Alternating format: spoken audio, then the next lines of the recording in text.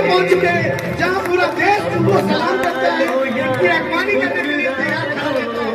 प्यार का तो पलाए बड़ी दूर से बेसिकली मैं छत्तीसगढ़ से हूं, रायपुर से। आज से लगभग 2 साल पहले हम रायपुर में शिफ्ट हुए। उसके पहले हम जगदलपुर में थे, छत्तीसगढ़ में एक छोटा सा शहर जगदलपुर। आज से 2 साल पहले हमने अपने सपनों का मकान रायपुर में बनाया और रायपुर में हम शिफ्ट हुए।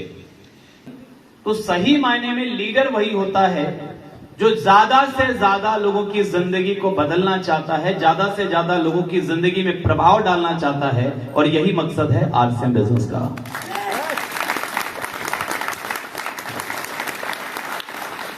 शुक्रिया अदा करना चाहता हूं मेरे बहुत ही अजीज मित्र मिस्टर उदयवीर जी का, जिनसे धरने में पहली बार मुलाकात हुई थी, मगर इतनी गहरी मित्रता हो गई कि ऐसा लगा कि कॉलेज के समय के फ्रेंड्स हैं। बहुत बहुत शुक्रिया।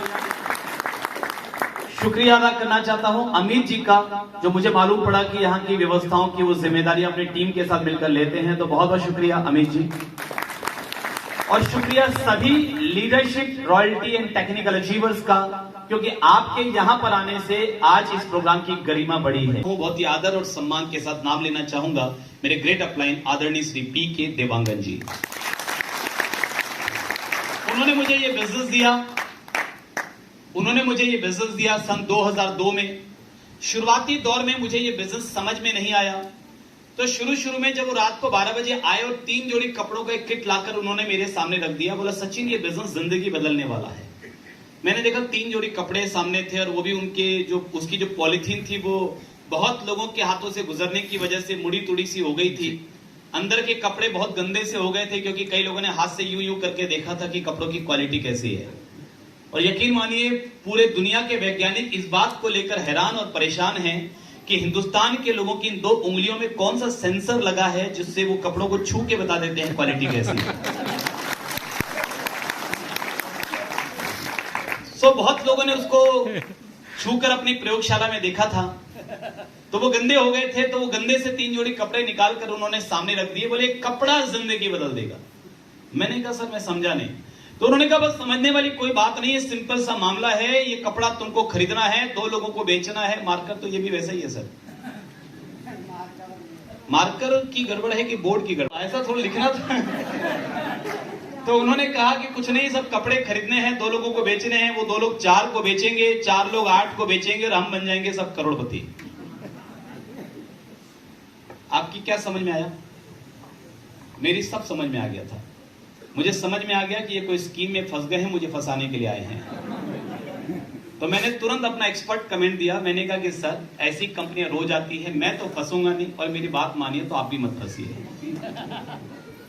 थोड़ा वो निराश हुए, जो एक्साइटमेंट का लेवल था, जो गुब्बारा उनका एक्साइटमेंट का फूला हुआ था, मैंने पिन मारकर हवा निकाल दी। तो उन्होंने बड़े निराश होकर पूछा सचिन तुझे वाकई में लगता है ये चलने वाला नहीं है? तो मैंने कहा सर आप चाहो तो मैं स्टाम्प पेपर पे लिख के दे सकता हूं ये चलने वाली नहीं है कंपनी। तो बड़े निराश होकर लौटे। सुबह हमारे जो अपलाइन राजस्थान से छत्तीसगढ़ में बिजनेस को बिल्ड करने के इरादे से आए थे, जो बड़े खुश थे एक दिन पहले तक कि पी.के. देवांगन जी बहुत एक्साइटेड हैं। जब उनको ये सूचना मिली कि पी.के. देवांगन जी जो बहुत एक्साइटेड थे, सचिन अग्रवाल नाम के किसी प्राणी ने उनकी हवा निकाल दी है, तो वो सुबह उनके घर पहुंच गए। घर पहुंच के 4 घंटे लगाकर उन्होंने डेंटिंग पेंटिंग किया, यानी जहां पर भी मैंने डैमेज किया था उसमें टेप वेप लगाकर पंचर ठीक किया, वापस हवा भरी, एक्साइटमेंट उनका क्रिएट किया। और उसी स्टेट ऑफ माइंड में मेरे अपलाइन पी.के. देवांगन जी ने मुझे फोन किया, और सुनिएगा उनकी बड़ी मधुर आवाज, बड़ी मधुरता के साथ उन्होंने पूछा अरे सचिन, मैं समझ गया मामला गड़बड़ है। तो मैंने कहा कि यस सर बोलिए। और बड़े प्यार से उन्होंने पूछा, बोले तू आरसीएम ज्वाइन करेगा कि नहीं करेगा? ये प्यार था उनका, क्योंकि संबंध हमारे अच्छे थे। तो मैंने कहा कि सर आप बोलेंगे तो मैं कर लूंगा, लेकिन मुझे इसमें कोई दम वाली बात नजर नहीं आती। उन्होंने कहा दम को रख किनारे, तू खाली ये बता तू ज्वाइन करेगा कि नहीं करेगा। और मेरी ज्वाइनिंग हो गई। संबंधों पे जो ज्वाइनिंग होती है उस पे काम नहीं होता, सो मैंने भी नहीं किया। 6 महीने तक मैं गोलियां देता रहा। यू नो गोली क्या होता है? गोली क्या बात है। सब जानते हैं, माहिर हैं सर। एक से गोलीबाज बैठे हैं। पीछे से भैया बोल रहे हैं, भैया गोंडा है गोंडा।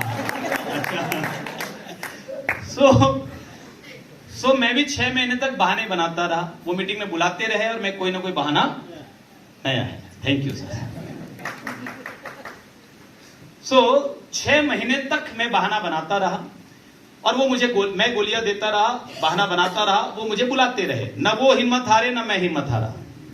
लेकिन 6 महीने के बाद मुझे लगा कि यार कब तक ऐसा चलेगा, तो एक बार चले जाते हैं, देख लेंगे, देख कर मना कर देंगे, दोबारा बुलाएंगे नहीं। ये सोच कर मैं आया। अब प्रॉब्लम कहां पर हुई मुझे? ठीक वहीं पर जहां पर आपको हुई। जब आप अंदर एंटर कर रहे थे तो किसी भाई साहब ने बड़े प्यार से आपसे 150 रुपए का चालान मांगा होगा। मांगा था क्या? अच्छा लगा? अच्छा तो नहीं लगता है। आज से 21 साल पहले मुझसे उन्होंने 30 रुपए का मांगा था। 21 साल पहले 30 रुपए। ये बोलते इनका तो सस्ते में काम नहीं पड़ गया। भैया 21 साल पहले, हाँ, सन 2002 में मैं गूगल में सर्च कर रहा था तो सोने की कीमत थी 5,000 रुपए तोला। और आज कितनी है? 60,000। 60,000। कितना गुना हो गया? 12 गुना हो गया। थैंक्स टू आरसीएम टिकट 5 गुना ही हुआ है। सब चीज को थोड़ा अच्छे से एनालिसिस करो। जब उन्होंने 30 रुपए मांगा तो मैंने कहा कि भाई साहब ये काहे के 30 रुपए? अंदर समोसा मिलेगा, खाना मिलेगा, क्या मिलेगा भाई? 30 रुपए काहे के? बोले सर समोसा वोमोसा कुछ नहीं मिलेगा, सीट मिलेगी उसकी भी गारंटी नहीं है। जैसे देखो ना हमारे भाई लोगों को मिली नहीं, ये सब मेरे टीम के लोग हैं, मेरे बिल्कुल करीबी लोग हैं, मेरे साथ बैठे हैं, है ना? हाँ, जमींदार है ना। अरे क्या बात है, क्या बात। ये कहते हैं भाई साहब हम लोग जमींदार हैं इसलिए जमीन पर बैठे हैं। वाह, अच्छा, मतलब पॉजिटिव एटीट्यूड है, ग्रेट। चले जमींदार हो ना हो, मेरे साथ तो हैं, ये मेरी टीम है ना। हाँ, यस। उन्होंने कहा कि साहब अंदर समोसा नहीं मिलेगा, कुर्सी मिलेगी कि नहीं मिलेगी इसकी भी गारंटी नहीं है। तो मैंने कहा फिर? बोले ये अंदर घुसने की फीस है। मैंने कहा तुम्हारा दिमाग खराब है। उसने कहा क्यों? अरे मैंने कहा बाहर की दुनिया में कंपनियां विज्ञापन करने के लिए करोड़ों रुपया खर्चा कर रही है ताकि कोई प्रोडक्ट खरीदे उनका, लोग जाने उनके प्रोडक्ट के बारे में, और तुम्हारी कंपनी एक मीटिंग फ्री में नहीं करा सकती। अरे मैं तुम्हारे मीटिंग में बैठूंगा, मुझे कुछ अच्छा लगेगा, मैं कोई प्रोडक्ट खरीदूंगा तो तुम्हारी कंपनी का धंधा बढ़ेगा, तुम्हारी कंपनी का व्यापार बढ़ेगा, तुम्हारी कंपनी का प्रोडक्ट बिकेगा। तो तुम्हारी कंपनी को ऐसी मीटिंग तो फ्री में करानी चाहिए। किसकी कंपनी? तुम्हारी। क्योंकि मैं तो था नहीं उस समय, मेरी कंपनी तो थी नहीं।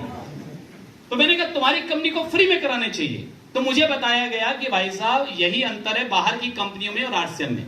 बाहर की कंपनियां विज्ञापन के लिए करोड़ों रुपया खर्चा करती है, आरसीएम विज्ञापन नहीं करती, बढ़िया प्रोडक्ट बनाती है, आम आदमी को अपना मार्केटिंग पार्टनर बना लेती है, और वो बीच का पैसा जो बिचौलियों के बीच में बढ़ता था वही पैसा आम आदमी के पास वापस आ जाता है।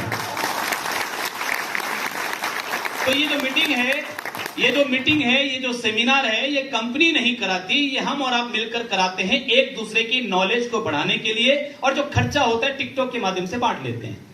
तो मैंने कहा चलो अगर ऐसा है तब तो ठीक है, फिर भैया एक व्यक्ति क्यों खर्चा करे, तो सबका व्यापार है, सबको आगे बढ़ना है, तो फिर तो टिकट लगानी पड़ेगी। लेकिन अगर ऐसा है तो भी, अगर टिकट लेनी पड़ती है तो भी मैं क्यों लूं? आपको क्या लगा मैंने हथियार डाल दिया? तो मैंने कहा टिकट लेना पड़ता है तो भी मैं क्यों लूं? अरे मैंने तो अभी तक आरसीएम को करने का फैसला किया ही नहीं, ये बुला रहे थे, मैं मना नहीं कर पाया इसलिए मैं आया हूं। अगर टिकट लेना ही पड़ता है तो वो ले जिसने मुझे बुलाया, यानी मेरे अप्लाई। कुछ गलत बोला मैंने? कुछ गलत बोला? गलत वैसे पर बोलते भी नहीं है। तो मेरे अपलाइन देखिए, वो भी बड़े जो है ना गुरु घंटाल थे, घाट घाट का पानी पिया था, मेरे जैसे कईयों को पिलाया था, तभी तो मुझे आरसीएम में लेकर आए ना। नहीं तो मुझे आरसीएम में लाना हर व्यक्ति के बस की बात नहीं थी। मैं उस समय बहुत मतलब जमाने के ठोकरे खा खा कर बहुत सीधा हो गया था, जलेबी की तरह से। जलेबी तो जानते ही ना, सीधी होती है ना। हाँ, तो मैं भी बड़ा सीधा हो गया था जलेबी की तरह। तो उन्होंने बड़े प्यार से मुझे समझाया, अब देखिएगा उनका प्यार, उन्होंने बड़े प्यार से समझाया, बोले सचिन देख, टिकट तो तेरे को लेना पड़ेगा। ये प्यार था उनका, संबंध अच्छे थे। तो उन्होंने कहा टिकट तो तेरे को लेना पड़ेगा, लेकिन हाँ एक वादा है, अगर तुझे मीटिंग में मजा नहीं आया, बाहर निकलकर खाली एक लाइन बोल देना, मजा नहीं आया, मैं तुझे 30 रुपए की जगह 60 रुपए वापस करूंगा। ये तालियां क्यों बजी है मालूम है? कई लोगों को 300 वापस मिलने की उम्मीद पैदा हो गई है। तो मैंने सोचा कि जब इतना ही मामला है कि यही बोलना है कि मजा नहीं आया, तो इतने में जाता क्या है, बोल देंगे मजा नहीं आया। 30 के 60 मिलेंगे, दोबारा कभी ये बुलाएंगे नहीं। एक बार 60 रुपए वापस करना पड़े तो दोबारा कोई बुलाएगा? तो मैंने कहा दोबारा ये बुलाएंगे नहीं। ये सोच के मैं बैठा, लेकिन पहली बार मैंने मार्केटिंग प्लान देखा, पहली बार कुछ जानकारियां ली, मैं थोड़ा कंफ्यूज हो गया। मैंने कहा अब तक जो नेटवर्क मार्केटिंग के बारे में मैंने सोच रखा था, ये तो थोड़ा अलग है। थोड़ा कंफ्यूज हो गया। जब मैं बाहर निकला तो अपलाइन मेरे इंतजार कर रहे थे, क्या पूछने के लिए, कैसा लगा। अभी पूछते हैं ना कैसा लगा, तो इंतजार कर रहे थे। और जैसे मैं बाहर निकला उन्होंने पूछा सचिन कैसा लगा। अच्छा मुझे क्या बोलना था? अरे बताओ ना, ये भी तय किया था ना क्या बोलना था। मजा नहीं आया, मजा नहीं आया। लेकिन चूंकि मैं कंफ्यूज था, इसलिए मेरे मुंह से गलती से निकल गया, जानबूझ के नहीं बोला मैंने, गलती से निकल गया ठीक लगा। आपका ले लो। और मेरे कैसे बिजनेसमैन हुआ? 20 रुपए 60 रुपए भैया लगाए, 30 थे, आने वाले तो 60 थे, तो गए 60, तो मेरे 60 रुपए डूब गए। लेकिन उस दिन के बाद मैंने नेटवर्क मार्केटिंग को स्टडी करना शुरू किया। मैंने किताब पढ़ी द बिजनेस स्कूल। आप सभी इस किताब को जरूर पढ़िएगा अगर आप इस इंडस्ट्री में आगे बढ़ना चाहते हैं। रॉबर्ट कियोसाकी की किताब है बिजनेस स्कूल। मैंने दूसरी किताब पढ़ी रिच डैड पुअर डैड। यह हर उस नौजवान साथी को भी पढ़नी चाहिए। आज हमारे बीच में कई नौजवान भी मुझे दिख रहे हैं, 20 साल 22 साल 25 साल, कई नौजवान साथी दिख रहे हैं। तो आपको भी पढ़नी चाहिए और हर उस व्यक्ति को पढ़नी चाहिए जो पैसा कमाने के लिए कोई ना कोई काम कर रहा है, चाहे नौकरी कर रहा है, चाहे व्यापार कर रहा है, चाहे दुकान खोलकर बैठा है। रिच डैड पुअर डैड, वो किताब मैंने पढ़ी। फिर किताब मैंने पढ़ी the parable of the pipeline, Burke Hedges की किताब है। फिर किताब मैंने पढ़ी you incorporated, again Burke Hedges की किताब है, जिसमें उन्होंने बताया है कि आपकी जिंदगी को आप एक कंपनी मानिए और खुद को अपना सीईओ मानिए। आपकी जिंदगी किसी और कोई और जिम्मेदार नहीं है। आपकी जिंदगी में कामयाबी के लिए आप अकेले स्वयं ही जिम्मेदार हैं अपनी जिंदगी को बेहतर या बदतर बनाने के लिए। वो किताबें पढ़ने के बाद मुझे एक बात समझ में आ गई कि पूरी दुनिया के अमीर लोग अमीर बनने के लिए जो करते हैं, वो करने का मौका एक आम आदमी को अगर मिलता है तो वो नेटवर्क मार्केटिंग में मिलता है।